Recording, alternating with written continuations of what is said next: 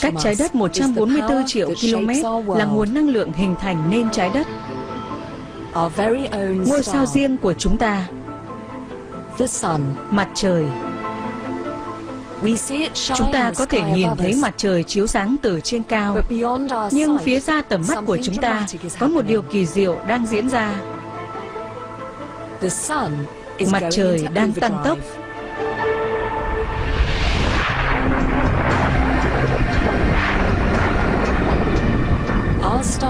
Ngôi sao này hoạt động ngày càng mãnh liệt trong suốt một thập kỷ qua. Thể plasma siêu nhiệt đang phun trào, và những đợt sóng bức xạ khổng lồ hướng về phía trái đất có khả năng hủy diệt sự sống bằng những cách không thể ngờ tới.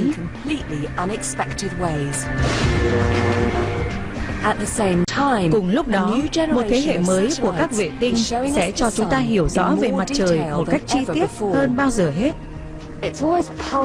Gần như từng nhịp. Tôi là Kate Humble. Tôi là Helen Chesky. Chúng tôi sẽ làm sáng tỏ chuyện gì đang xảy ra với mặt trời. Tại Trung tâm Nghiên cứu về mặt trời hàng đầu ở Anh, chúng tôi sẽ sử dụng hình ảnh mới nhất từ vệ tinh và một đội ngũ các chuyên gia hàng đầu thế giới để giải mã những hoạt động bên trong của mặt trời. Có thứ gì đó trong khí quyển mặt trời đã bị gãy. Chúng ta sẽ khám phá màn trình diễn ngoạn mục nhất của mặt trời. Tôi thích phòng thí nghiệm của anh, thật tuyệt vời. Nghiên cứu chu kỳ hoạt động của mặt trời. Như vậy là chỉ mất mấy giây từ mặt trời tới vệ tinh. Đúng vậy. Và chúng ta sẽ xem mặt trời đang hoạt động như thế nào. Khám phá bí ẩn của mặt trời.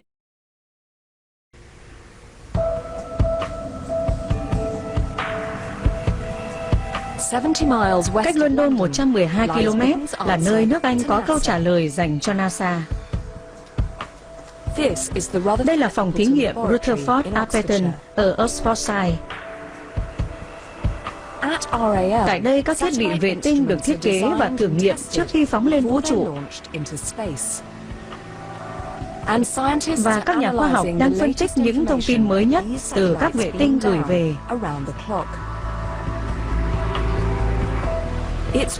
Đây là một trong những trung tâm nghiên cứu về mặt trời quan trọng nhất trên thế giới. Chúng tôi bố trí bên trong một trong những cơ sở nghiên cứu lớn của phòng thí nghiệm Rutherford Appleton để có thể thảo luận với các nhà khoa học hàng đầu của Anh. Và bản thân chúng tôi có thể tự xem những hình ảnh đặc biệt phục vụ quá trình nghiên cứu.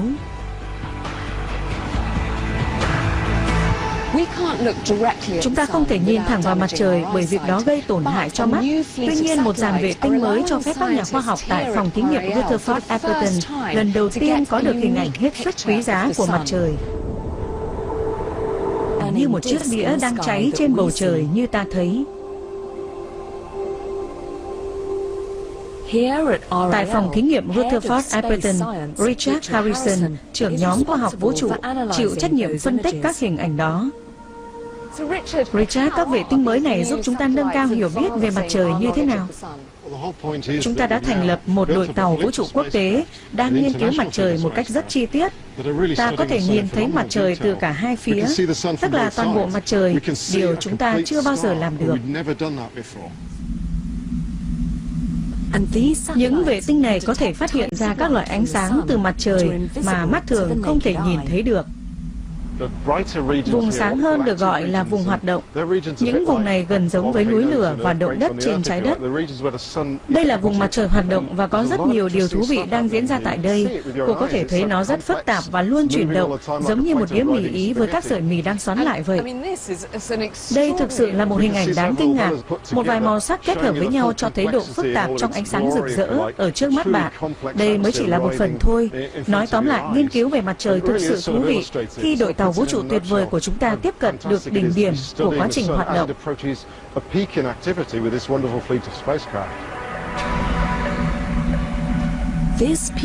Đỉnh điểm này còn được gọi là điểm cực đại của mặt trời. Đó là điểm cao nhất trong chu kỳ trung bình 11 năm mặt trời đi qua. Từ hoạt động nhẹ đến các hoạt động cường độ lớn và nhẹ trở lại, một chu kỳ của những nguyên tắc hoạt động cơ bản của mặt trời. Hiểu được chu kỳ này, chúng ta sẽ khám phá được cuộc sống bí ẩn của mặt trời. Tuy nhiên, đối với hầu hết mọi người trên trái đất, mặt trời là thứ gì đó chúng ta hiếm khi để ý tới. Để bắt đầu hiểu về nguồn năng lượng đặc biệt và chu kỳ thay đổi hoạt động của mặt trời, chúng ta cần đến sự giúp đỡ của một trong những sự kiện quan trọng nhất theo lịch thiên văn, đó là nhật thực toàn phần. Để quan sát được hiện tượng này, tôi phải đi tới nửa kia của trái đất.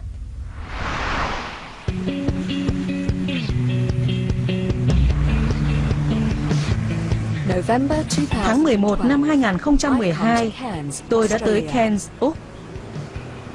Tôi hòa vào dòng người từ khắp nơi trên toàn thế giới tụ họp về đây, bởi chỉ trong 48 giờ tới, nơi này sẽ diễn ra nhật thực toàn phần. Nhưng lần này hết sức đặc biệt, bởi nó sẽ tiết lộ một điều vô cùng quan trọng về mặt trời của chúng ta. Cairns là một thị trấn nhỏ của Úc với dân số khoảng 130.000 người, nhưng chỉ trong 2 ngày nữa, con số đó có thể tăng thêm 50.000 người.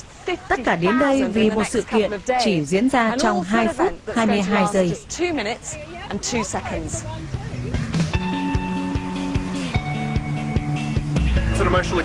Đó là một trải nghiệm đầy cảm xúc, một cách nhìn trái đất rất đáng yêu.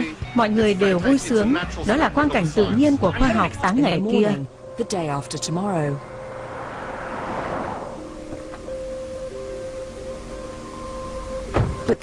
Nhưng sự thật là ngay từ đầu, hiện tượng nhật thực toàn phần xuất hiện là do một sự trùng hợp đến kỳ lạ.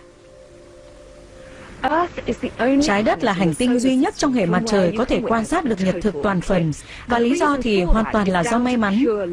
Mặt trăng nhỏ hơn mặt trời 400 lần, nhưng mặt trăng cũng gần trái đất hơn 400 lần. Vì vậy, quỹ đạo của mặt trăng đưa nó vào giữa trái đất và mặt trời. Mặt trăng có vẻ to gần bằng mặt trời, và từ tầm nhìn của chúng ta, mặt trăng có khả năng che kín toàn bộ bề mặt.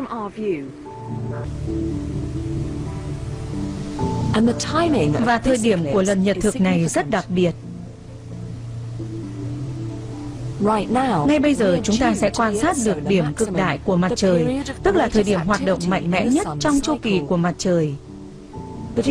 Tuy nhiên, mỗi điểm cực đại hơi khác nhau một chút, vì vậy các nhà khoa học cần phải xác nhận xem liệu chúng ta đã thực sự nhìn thấy nó hay chưa. Việc nghiên cứu quầng sáng xuất hiện trong suốt quá trình diễn ra nhật thực toàn phần sẽ giúp ta xác định điều đó. Nhấn vào đó. Chính vì thế lần nhật thực này hết sức thú vị. Hàng về rồi.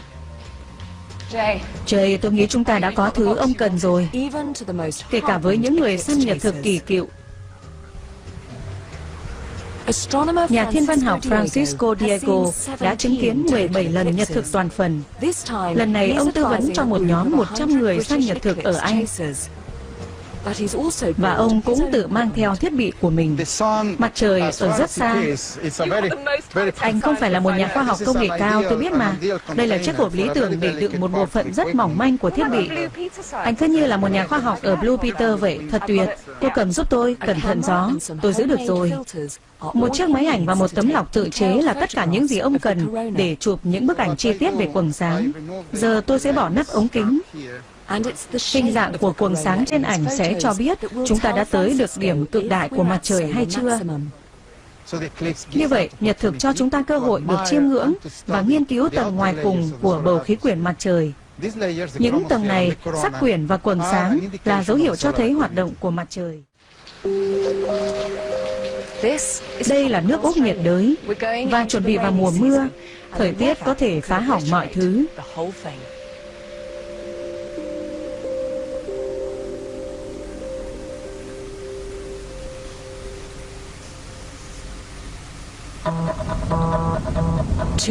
Hai giờ sáng, ngày có nhật thực. Tôi đang đi theo Francisco và nhóm người săn nhật thực ở Cairns để tránh những đám mây. Trời phải quang mây trước khi bình minh, nếu không chúng tôi sẽ không có cơ hội quan sát nhật thực. Cuối cùng chúng tôi cũng dừng lại. Đã 5 giờ 10 phút và trời đang sáng rất nhanh. Khoảng nửa tiếng nữa mặt trời sẽ mọc. Và đó là thời điểm tiếp xúc đầu tiên. Đi theo tôi nhanh lên. Thời điểm tiếp xúc đầu tiên sẽ diễn ra sau đó 10 phút.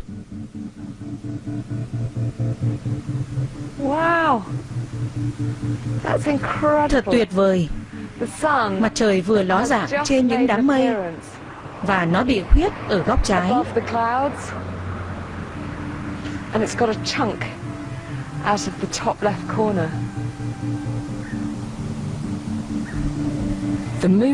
Mặt trăng bắt đầu che khuất mặt trời, nhưng do mặt trời quá sáng nên chúng ta sẽ không nhận ra trời bị tối đi cho tới khi mặt trời được che khuất hoàn toàn. Anh nghĩ sao, Francisco? Chỉ còn một phần nhỏ thôi. Đúng vậy, chỉ còn một phần nhỏ thôi. Khoảng 10 phút trước khi nhật thực toàn phần xuất hiện, mọi thứ sẽ diễn ra càng lúc càng nhanh, trời sẽ dần tối nhanh hơn. Bạn có thể cảm nhận được điều này rất rõ ràng. Cũng hơi đáng sợ đấy. Hãy nhìn xem. Mỗi lúc ánh sáng lại tối dần, cứ như ai đang đánh cắp mặt trời vậy. Và bây giờ chỉ còn một chút sáng trên bầu trời. 2 phút, có 2 phút thôi. Lạnh quá, nhiệt độ đã giảm. Tất cả mọi người đều nín thở. Thật tuyệt vời.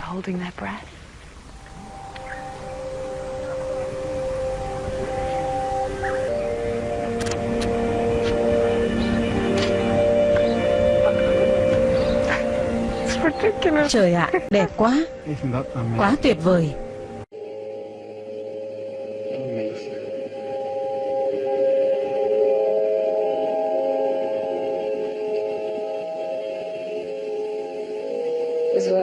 Thật đáng để thức dậy vào lúc 2 giờ sáng.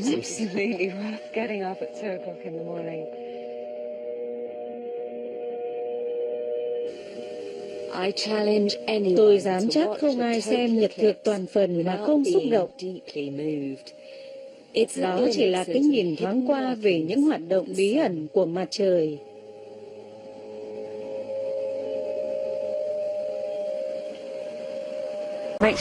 Nó sẽ khiến ta có một cái nhìn hoàn toàn khác, phải không? Phải. Có thể ta sẽ không chỉ coi đó là chuyện bình thường nữa. Không, chắc chắn là không rồi. Cuộc sống trên trái đất phụ thuộc vào mặt trời và đã phụ thuộc vào nó hàng tỷ năm rồi.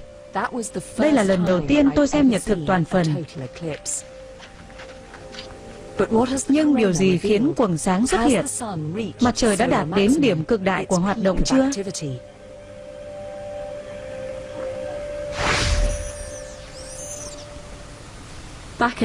Trở lại phòng thí nghiệm, chúng ta sẽ có được câu trả lời từ những bức ảnh của Francisco. Nhật thực là một trải nghiệm tuyệt vời, nhưng những bức ảnh này được chụp để phục vụ cho nghiên cứu khoa học. Vậy hoạt động của mặt trời đã đạt điểm cực đại chưa? Có vẻ là như vậy. Chúng ta có những bức hình chụp mặt trời đạt điểm cực tiểu. Ví dụ như bức ảnh được chụp vào năm 1994 này. Đó là lúc hoạt động của mặt trời đạt cực tiểu. Cô có nhìn thấy các trục ở đây không? Rất rõ. Đúng vậy, mặt trời luôn theo thứ tự, ổn định và tĩnh lặng. Có những đường rất rõ.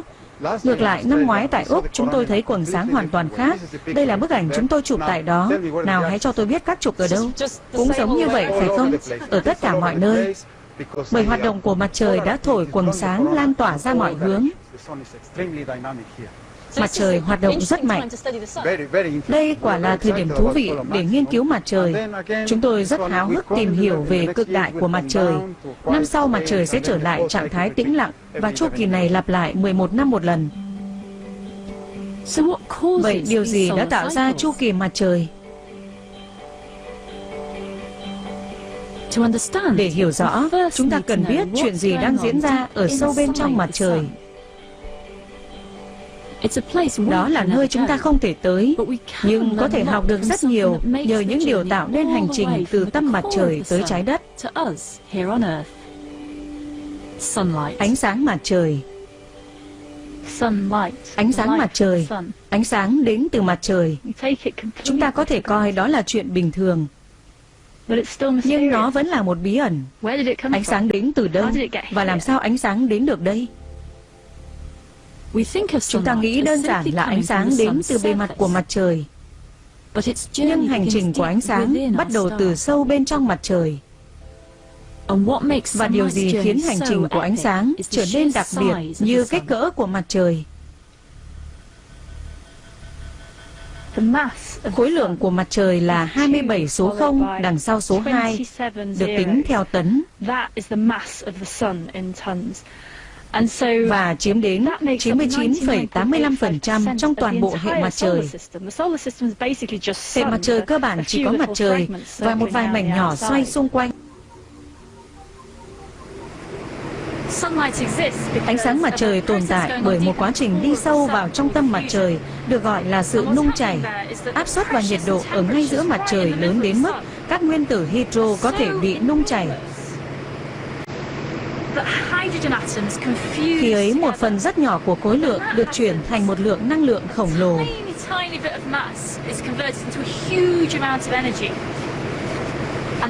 Quy trình đó rất quan trọng đối với mặt trời. Nếu không có quá trình như vậy, mặt trời sẽ rất lạnh, trở thành một ngôi sao chết, và trái đất cũng sẽ lạnh, rồi trở thành hành tinh chết.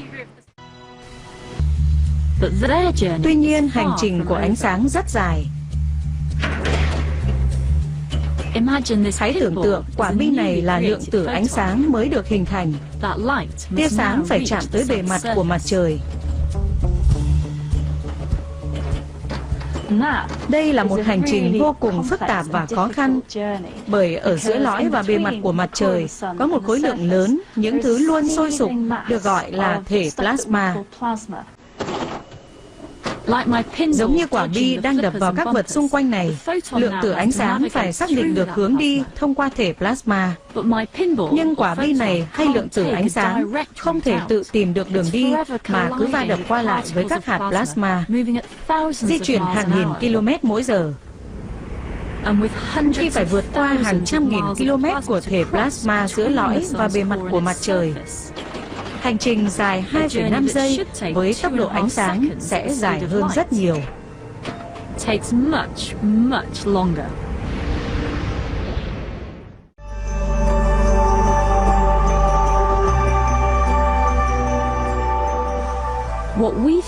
Những gì chúng ta nghĩ về hành trình của ánh sáng là khoảng cách 144 triệu km từ mặt trời đến trái đất chỉ bằng 8 phút của một cuộc phiêu lưu đã diễn ra hàng nghìn năm.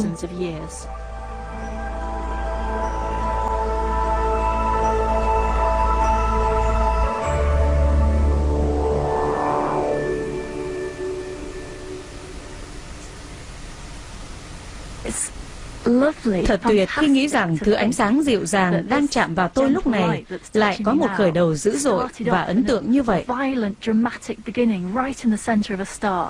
Xuất phát ngay ở giữa vì sao, rồi mất tới 100.000 năm tìm cách thoát ra khỏi vì sao ấy. Sau đó chỉ có được 8 phút để di chuyển thật nhanh, nhanh hơn bất kỳ thứ gì trong vũ trụ này, với tốc độ của ánh sáng để tới được đây. Hành trình vĩ đại ấy đưa ra một câu hỏi. Sự nung chảy ở lõi mặt trời không bao giờ chấm dứt. Vậy vì sao hoạt động của mặt trời lại thay đổi mạnh rồi nhẹ trong chu kỳ 11 năm? Trở lại với phòng thí nghiệm, đó là một trong những câu hỏi gây tò mò cho các nhà khoa học. Lời giải đáp nằm ở cách phản ứng nung chảy tác động tới thể plasma của mặt trời. Nó đang sôi sục giữa lõi và bề mặt của mặt trời. Để lý giải vì sao điều này dẫn đến chu kỳ của mặt trời, chúng tôi đã gặp gỡ nhà vật lý mặt trời Lucy Green. Nhiệt sinh ra từ phản ứng bên trong mặt trời. Phản ứng này làm nóng khí và các phần tử khí bị xé ra, hình thành nên thể plasma. Giống như không khí nóng bên trong căn phòng này đang tăng lên, và khí ở lớp ngoài cùng của mặt trời cũng vậy. Đó được gọi là sự đối lưu. Khí được làm nóng từ bên dưới, rồi đẩy lên bề mặt của mặt trời. Tuy nhiên vì khí này, thể plasma quá nóng, nên nó cũng được sạc điện. Khi di chuyển lên xuống lên, và cuối cùng nó trở nên rất mạnh, đẩy từ trường lên cao và xuyên qua bề mặt của mặt trời. Khi đó chúng ta có được điểm cực đại của mặt trời. Vào thời điểm ấy, các nhánh từ trường sẽ thoát ra khỏi bề mặt của mặt trời, mang theo thể plasma. Nhánh này lớn hơn trái đất gấp nhiều lần. Nhưng mặt trời không chỉ ở yên như vậy.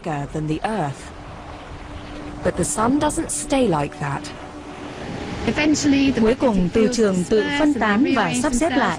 Còn chúng ta sẽ trở lại với điểm cực tiểu của mặt trời, nơi từ trường được sắp xếp theo trật tự. Cứ như vậy 11 năm, và dù mặt trời có cách xa chúng ta 144 triệu km, thì chu kỳ này vẫn ảnh hưởng tới trái đất.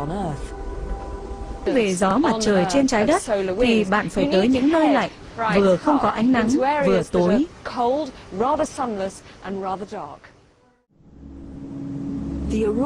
Cực quang là gió mặt trời có thể nhìn thấy được trên trái đất.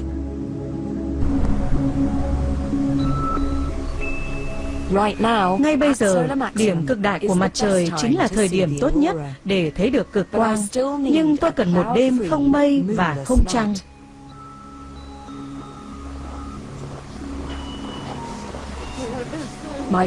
Bạn của tôi, Patricia Cowen, biết điều này. Cô ấy đã chụp được hình ảnh cực quang vô số lần. Ở ngay trên mái nhà này phải không? Đúng vậy, chính ngôi nhà này. Đây là một trong những bức ảnh đầu tiên về Bắc cực quang mà tôi chụp được. Ôi, nhìn xem, đó chính là chỗ chúng ta đang ngồi. Thật sao? Phải, tôi nghĩ tôi sẽ rất hào hứng khi nhìn thấy bầu trời như thế này. Tối nay chúng ta sẽ xem được chứ? Hy vọng là vậy. Nếu trời không có mây và tối, thì chúng ta sẽ nhìn thấy hoạt động đó. Như vậy, việc ta cần làm là phải đuổi mây đi.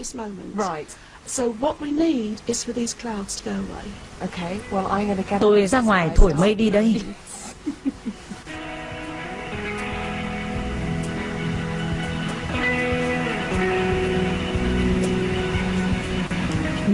Gần các cực có một khu vực hình tròn, nơi khí quyển bị ảnh hưởng nhiều nhất bởi năng lượng của gió mặt trời. Lapland nằm trong khu vực đó, do vậy nó chính là địa điểm lý tưởng để quan sát cực quang.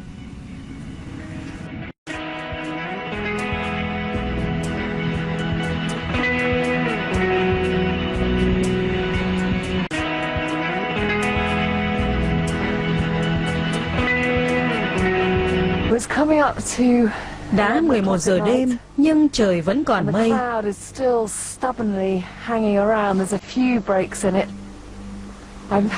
Có một vài khoảng trống. Tôi thấy những dải khói màu xanh, nhưng chẳng có gì giống như cực quang xuất hiện cả.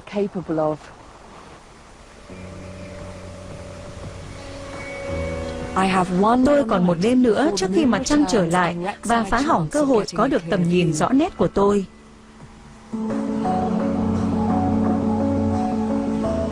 Song không chỉ có những người thích ngắm cảnh như tôi mới tới đây. Tôi rất thích phòng thí nghiệm của cô, thật tuyệt vời. Đây là địa điểm lý tưởng dành cho những nhà khoa học như Gabrielle Sternberg. Cô ấy thích các câu hỏi quan trọng như từ trường của chúng ta ngăn cản gió mặt trời được bao lâu?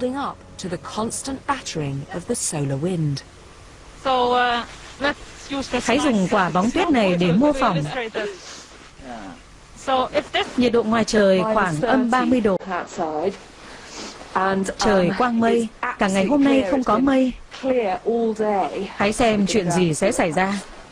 Nó đang lan khắp bầu trời phía đông, giống như một cầu vồng màu xanh khổng lồ.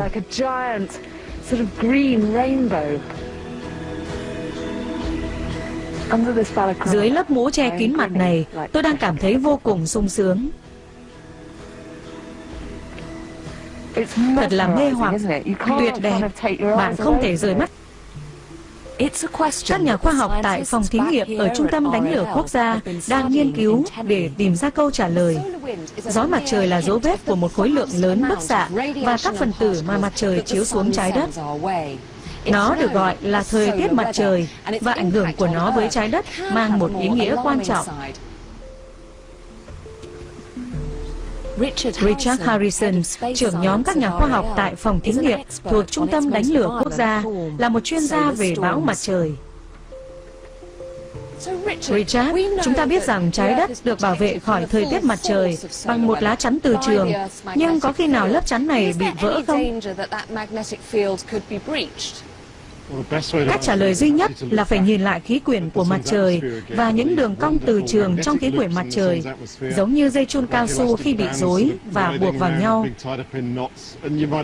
Có thể bạn sẽ thấy có cái gì đó bị vỡ ra như những vùng này vậy. Đây là khí heli trong khí quyển mặt trời, và bạn có thể thấy một đám mây khổng lồ đang luồn lên ở đó. Đó là hàng tỷ tấn các chất từ mặt trời bị phóng vào vũ trụ. Như vậy là có thứ gì đó trong khí quyển mặt trời vừa nổ.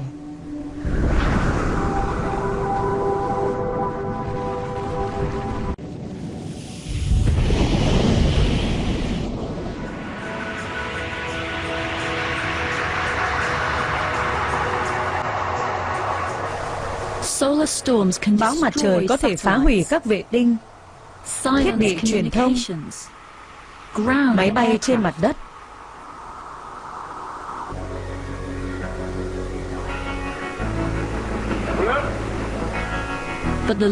Nhưng điều đe dọa đến cuộc sống hiện đại của chúng ta là sự phụ thuộc vào điện.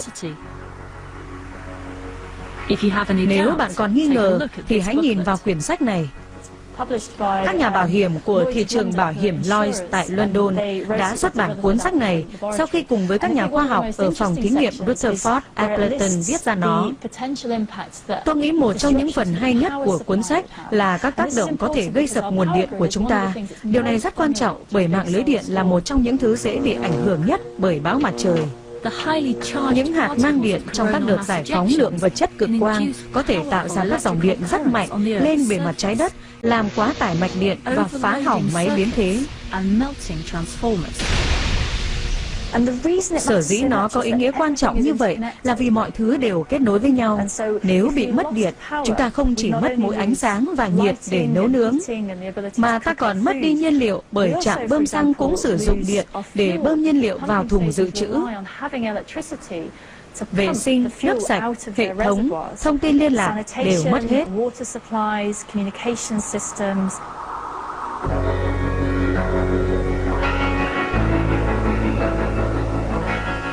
Chúng ta sẽ bị ảnh hưởng rất nhiều bởi điều đó từng xảy ra trong quá khứ. Tại Quebec, toàn bộ lưới điện đã sập sau trận bão mặt trời vào năm 1989, khiến hàng triệu người rơi vào cảnh đóng băng trong bóng tối.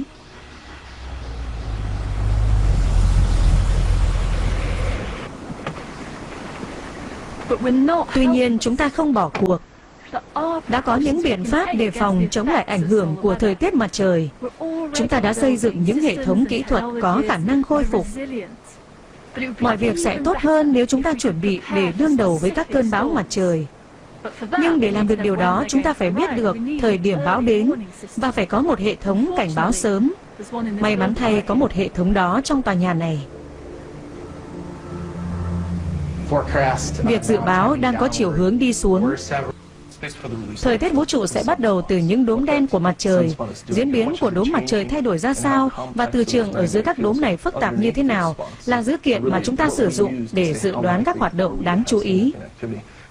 Vậy những sự kiện khác nhau có thể xảy ra là gì? Mặt trời sáng rực là lúc chuẩn bị có sự kiện xảy ra. Đó là một vụ nổ rất lớn. Về cơ bản, qua hình ảnh trên X-quang, chúng ta có thể nhìn thấy ánh sáng nhạt và những đợt sóng radio. Đó là manh mối đầu tiên. Phần khí quyển ngoài cùng của mặt trời ở phía trên hàng tỷ tấn plasma có bị thổi ra ngoài vũ trụ không? Bây giờ ta sẽ xem các hình ảnh khác của mặt trời. Ví dụ, nếu che phần chính giữa, ta sẽ thấy các mảnh nhỏ của khí quyển bị thổi ra ngoài vũ trụ. Vì vậy, những phần bay ra ngoài, mặc dù rất đẹp nhưng không ảnh hưởng tới trái đất. Ta có thể theo dõi xem liệu chúng có hướng về trái đất không. Nếu có, ta sẽ tính tốc độ và thời điểm chúng tới được đây. Những hình ảnh này được gửi về từ những vệ tinh thế hệ mới của các nhà khoa học tại phòng thí nghiệm Rutherford Appleton. Chúng là đôi mắt theo dõi mặt trời.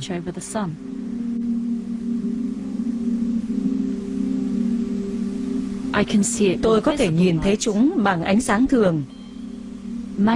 từ trường,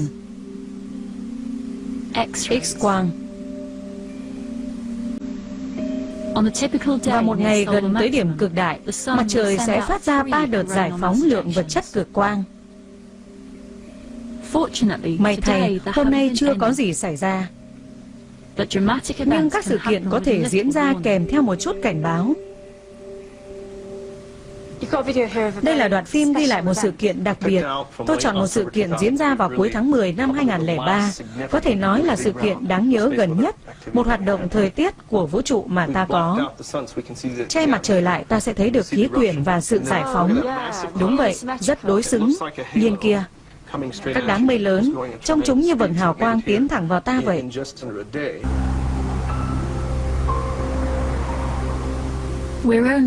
Tuy chỉ mới bắt đầu hiểu về thời tiết mặt trời, nhưng chúng ta không thể làm ngơ được. Tôi đã ngồi nhìn mặt trời cả ngày, nhưng chẳng thấy được ánh sáng thật. Trời tối mất rồi. Hôm nay tôi đã nhận thấy một điều. Hãy hình dung các sự kiện thời tiết trên trái đất như sấm chớp hay mạnh hơn là bão. Và hãy nhìn lại những sự kiện to lớn bỗng trở nên rất nhỏ diễn ra trên trái đất.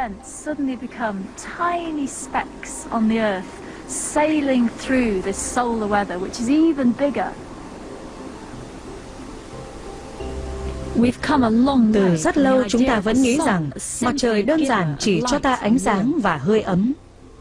Nhưng những tác động của mặt trời lên hành tinh của chúng ta phức tạp hơn nhiều.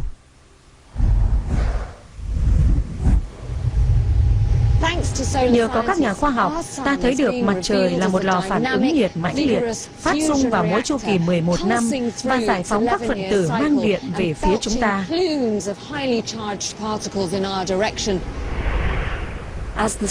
Theo như giải thích của các nhà khoa học ở phòng thí nghiệm Rutherford Alberton, chu kỳ 11 năm của mặt trời chính là trọng tâm để ta có thể hiểu được mặt trời.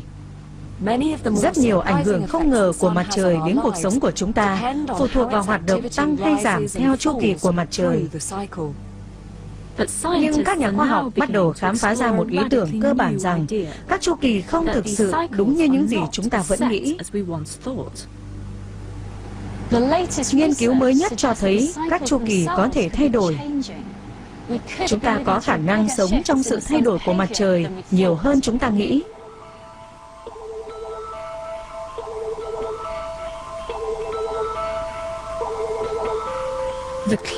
Manh mối đến từ một hiện tượng mà các nhà thiên văn học đã quan sát cả thế kỷ: đốm đen mặt trời. Những đốm đen này được biết đến từ rất lâu trước thời đại của vệ tinh hay kính thiên văn.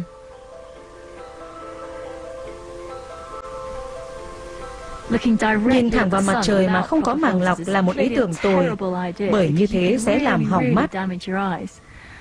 Nhưng điều đó không ngăn được các nhà thiên văn học thời xưa. Thỉnh thoảng khi mặt trời mọc hoặc lặn hay vào những ngày nhiều mây, họ sẽ thấy một thứ làm cho mặt trời đáng để chú ý: các chấm đen nhỏ. Và trong rất nhiều năm, họ cho rằng đó là những hành tinh đi qua trái đất và mặt trời. Sau đó, kính thiên văn ra đời và Galileo đã vẽ nên một sơ đồ chỉ ra vị trí của những chấm đen. Hóa ra chúng chính là một phần trên bề mặt của mặt trời.